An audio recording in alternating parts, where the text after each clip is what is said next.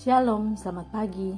Renungan pagi Sabda Bina Umat Jumat 7 April 2023. Firman Tuhan pagi ini terambil dari Matius 27 ayat 32 sampai 44. Demikian firman Tuhan. Yesus disalibkan.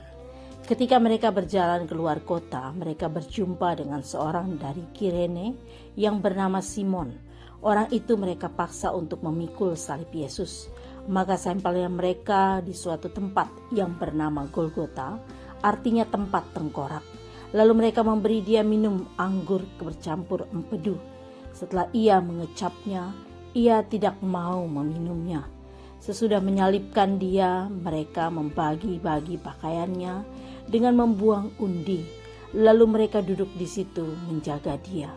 Dan di atas kepalanya terpasang tulisan yang menyebut alasan mengapa ia dihukum. Inilah Yesus, Raja orang Yahudi. Bersama dengan dia disalibkan dua orang penyamun, seorang di sebelah kanan dan seorang di sebelah kirinya. Orang-orang yang lewat di sana menghujat dia dan sambil menggelengkan kepala.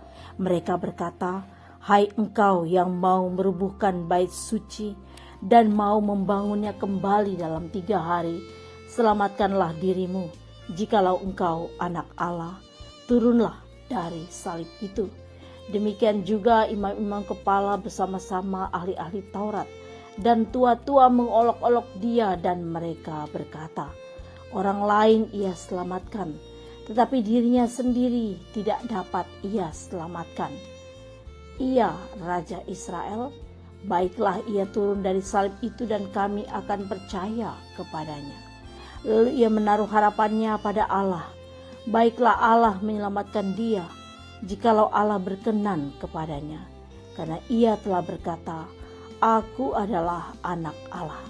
Bahkan penyamun-penyamun yang disalibkan bersama-sama dengan dia mencelanya demikian juga.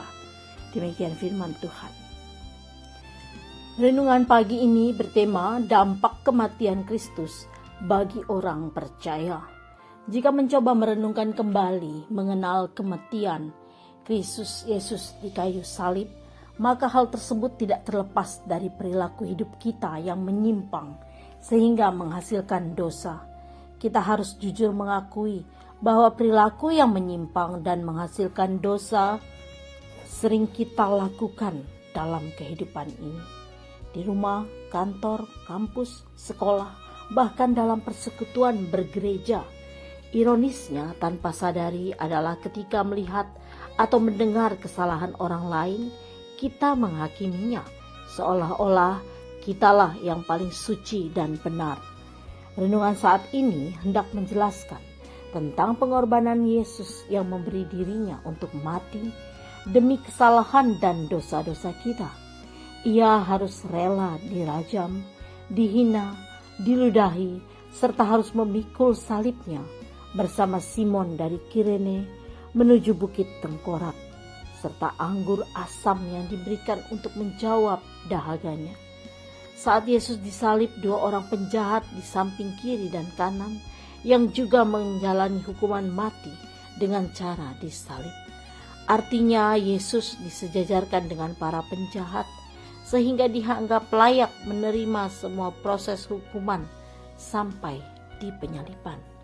Yesus yang tidak berdosa namun harus menjalani penghukuman bersama para penjahat dengan tujuan agar nubuatan janji keselamatan yang telah Allah rancang kepada manusia karena dosa tergenapi. Menyoroti kasih Allah atas kematian Kristus di atas kayu salib melalui momen sakramen perjamuan kudus Jumat Agung tentu mengajarkan kita tentang komitmen kesetiaan dan hidup benar di hadapannya. Tubuh dan darah yang menjadi tumbal dalam penyaliban Kristus Yesus telah menyatu melalui sakramen perjamuan kudus, sehingga kita dapat hidup di dalam Tuhan dengan setia, serta mampu menjadi alat berkat bagi sesama. Doa pagi ini, Bapa di surga, terima kasih karena Yesus telah menanggung penderitaan dan hinaan karena dosa kami. Amin. Demikian renungan pagi ini, selamat beraktivitas. Tuhan Yesus memberkati.